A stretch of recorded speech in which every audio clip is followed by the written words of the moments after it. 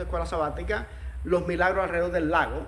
Este lago era la masa de agua más extensa que existía en Galilea.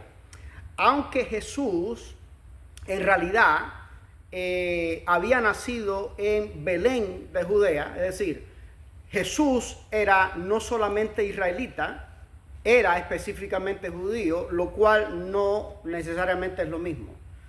Había nacido en Belén de Judea y estaba profetizado desde el Antiguo Testamento que Jesús nacería en Belén de Judea, que sería del linaje del rey David. Quiere decir esto que legalmente hablando, no solo proféticamente, legalmente hablando Jesús es rey, y que específicamente nacería en Belén de Judea, que se conoce, entre otras palabras, en la palabra del Señor en el Antiguo Testamento como la ciudad de David. Sin embargo, el ministerio público de Jesús en esta tierra se efectuó mayormente en la parte de Galilea, que es diferente a Judea. Están relacionados, son todavía israelitas, pero había una animadversión y un regionalismo, con lo cual, yo no sé, Gloria, ustedes los colombianos, pero nosotros los cubanos somos muy regionalistas. Las cosas que decimos la gente del occidente de la isla, o la forma en que nos expresamos, es un poco diferente a los del este de la isla. Incluso la idiosincrasia de nosotros es muy diferente. Yo recuerdo vívidamente, nosotros que somos de un municipio norteño del este de la isla, del oriente de la isla, de Puerto Padre, en la provincia de Las Tunas, cuando a mi papá lo transfirieron como pastor de la iglesia de Manatí, muchos de mis amigos manatienses no lo saben.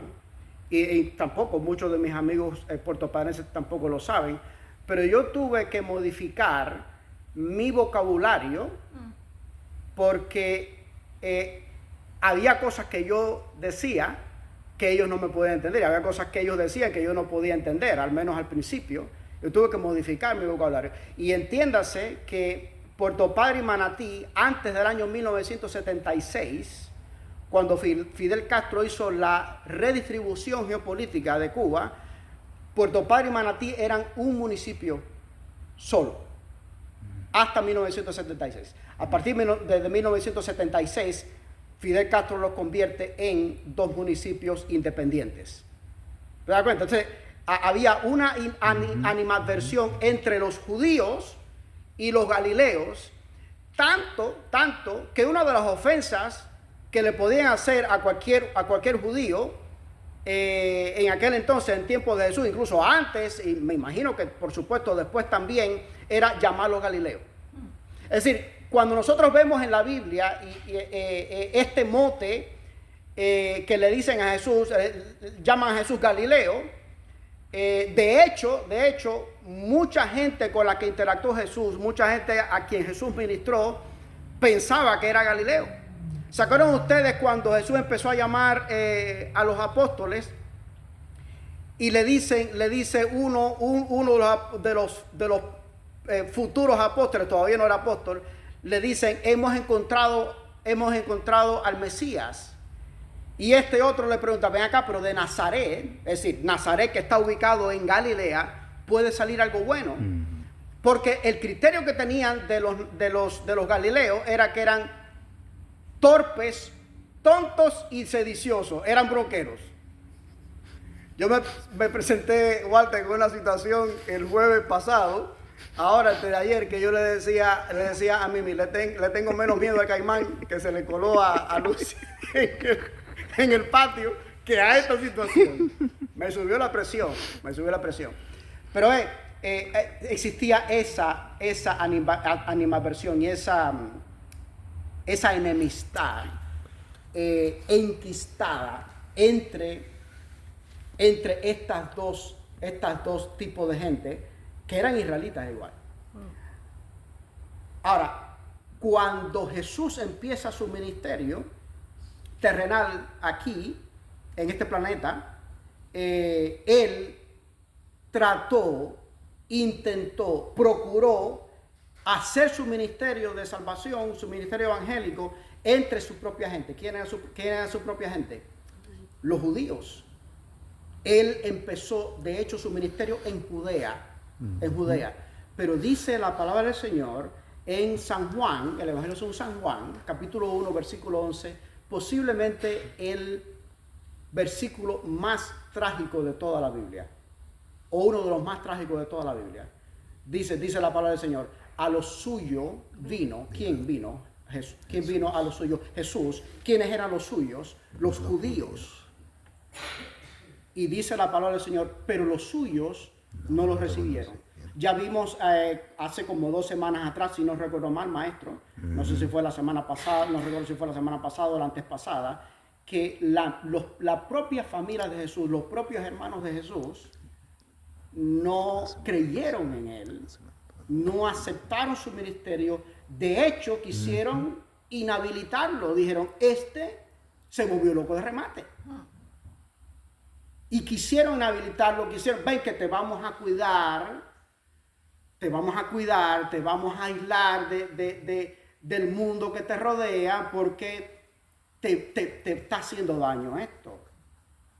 Pero ellos no entendían que esa era la misión, esa es la misión de Jesús. El mismo Jesús dice, el Hijo del Hombre vino a salvar, es decir, a dar su vida y a salvar a la gente.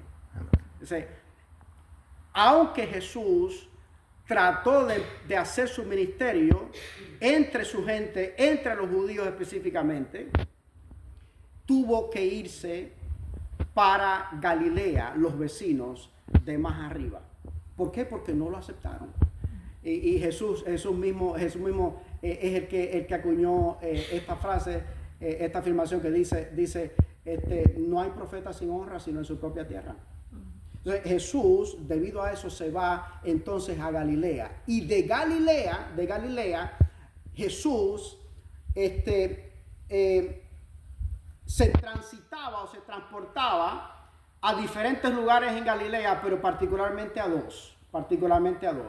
Uno era Capernaum, que era el lugar donde Jesús se hospedaba cuando estaba cansado, se alimentaba, seguramente también se aseaba, pasaba tiempo. ¿Recuerdan ustedes dónde? ¿Se dan cuenta dónde? En la casa de un gran amigo de Jesús, a quien él resucitó, Lázaro, que llevaba 4 días muerto ya, Lázaro, Marta y María. Pero su ministerio de predicación, entonces Jesús lo desarrolló mayormente, según hemos estudiado durante la semana, en la lección de escuela sabática, y por supuesto está basado en un así dice Jehová, en el mar de Galilea. Realmente no era un mar, era un lago, incluso un lago de agua dulce. Pero le llaman un mar. ¿Por qué? Porque es una masa de agua, era la masa de agua más significativa a la que ellos tenían acceso. Entonces, no solamente era una masa, o mejor dicho, como era una masa de agua tan significativa, tan amplia, también era la fuente de vida de muchos de los pobladores. De hecho, una buena parte de los apóstoles de Jesús, un buen % de Jesús eran justamente pescadores. Es decir, muchos de los milagros que Jesús hizo, los realizó justamente en ese contexto del lago. El maestro anteriormente estaba haciendo referencia a la tormenta en el mar de Galilea. Y en la tormenta del mar de Galilea, a mí me llama grandemente la atención. Lo que más me llama la atención a mí, posiblemente no sea lo que más le llama la atención al resto de la gente. Cuando yo conozco a alguien, o cuando yo voy a un lugar, o cuando veo cualquier cosa, cuando leo un libro, cuando veo lo que sea, una serie, una película, a mí me llama la atención cosas que posiblemente, normalmente no le llaman la atención a otras personas. A la gente lo que más le llama la atención es la declaración de Jesús ante la tormenta: calla e enmudece.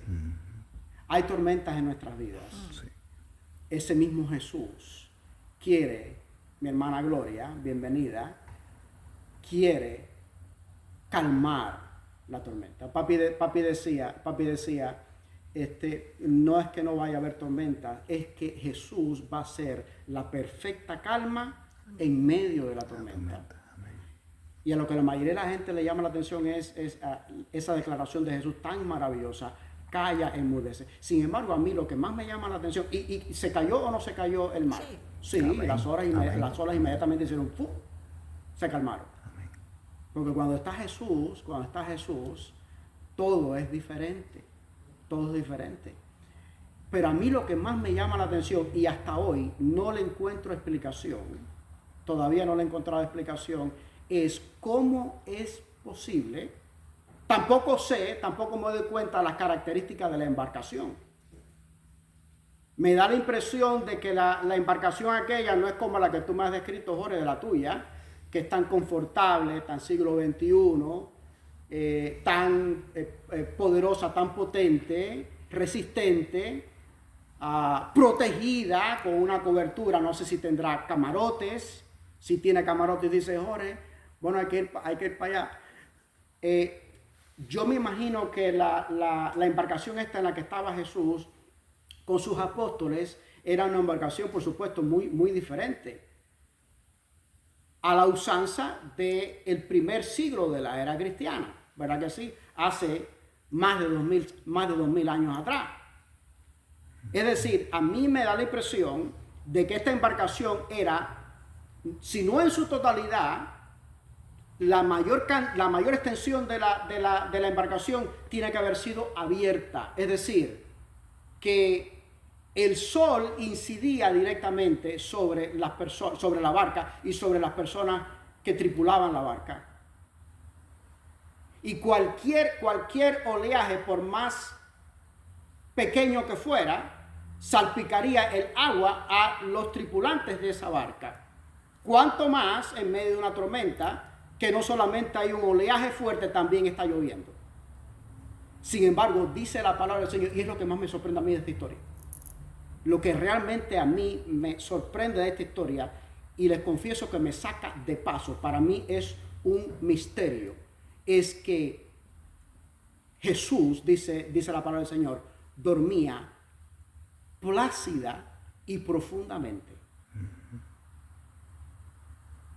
No importa cuán cansado tú estés, si te cae una gota de agua, sobre todo de agua fría, te vas a despertar. A mí me llama la atención, y yo con todo respeto con la palabra del Señor y con el Señor, yo hasta he llegado a pensar, ¿no será que Jesús estaba pretendiendo, estaba simulando que estaba durmiendo? Porque él quería ver la reacción de sus discípulos, de sus apóstoles. Puede ser.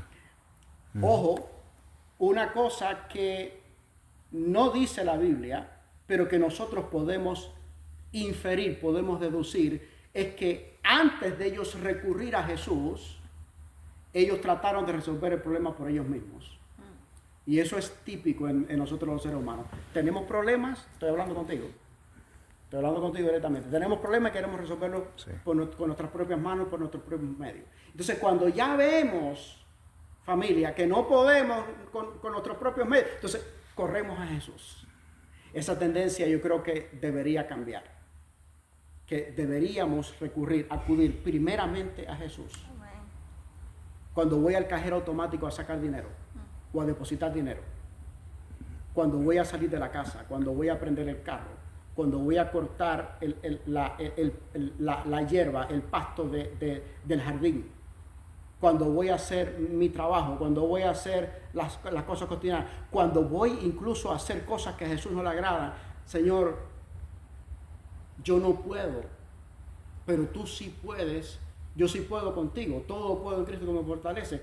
Tú sí puedes yo sí puedo por medio tuyo, y tú puedes hacerlo, tú puedes hacer el milagro en mi vida. Dice la palabra del Señor que Jesús se levanta. Le dicen los discípulos, le dicen los apóstoles, maestro, pero que no te importa que nosotros estamos con el jarrito sacando agua poco a poco y devolviéndola para el mar, pero por cada jarrito que sacamos entonces es un tanque, garrafones y garrafones de agua que entran. No tienes cuidado que perecemos, dicen algunas traducciones. Entonces se para Jesús, tranquilo, porque Él sabe el fin desde el principio. Y dice la palabra del Señor que levantó su mano derecha. Era la mano derecha, familia. En algún momento tengo un estudio bíblico con respecto a eso, la mano derecha, la mano izquierda, la derecha y la izquierda, incluso en el ámbito político. Dice la palabra del Señor, levantó su mano derecha y bastó con que dijera, calla, enmudece. Y otra cosa que me llama la atención de este episodio es que aquellos discípulos que ya conocían algo a Jesús, por lo menos conocían a Jesús, Walter, más de lo que yo te conozco a ti. A ti todavía yo creo que se puede contar con los dedos de estas manos y quizás sobre el dedo las veces que nos hemos visto. Pero por lo menos los apóstoles ya conocían, esos apóstoles conocían a Jesús un poco más de lo que yo te conozco a ti. Y se quedan sorprendidos y dicen, ¿y este quién es? Un día fui al mall de Avenue, al centro comercial de Avenues, de la avenida Southside Boulevard. Y cuando subí a la segunda planta, había una muchachita, jovencita, linda. Yo pensaba que era centroamericana. Yo pensé que sería salvadoreña o hondureña. Y cuando llego allí, yo andaba vestido de traje, andaba con una barba y un sombrero. Yo, ¿sabes? Soy muy ecléctico. Entonces, por eso es que Jorge y yo nos llevamos también, por eso es que yo le caigo también a Jorge. Y Jorge a mí. Y cuando ella me ve, yo andaba de traje porque las obligaciones de mi trabajo lo requerían.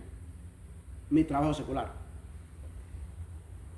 Y cuando ella me ve, una muchacha linda, desde la coronilla hasta el dedo gordo del pie. Cuando ella me vio, me dice, ¿quién tú eres? ¿Qué tú crees que yo le voy a decir? Cuando me pregunta eso, ¿qué tú crees que le voy a responder? Yo soy Guillermo Peña Caballero. Dice ella, no.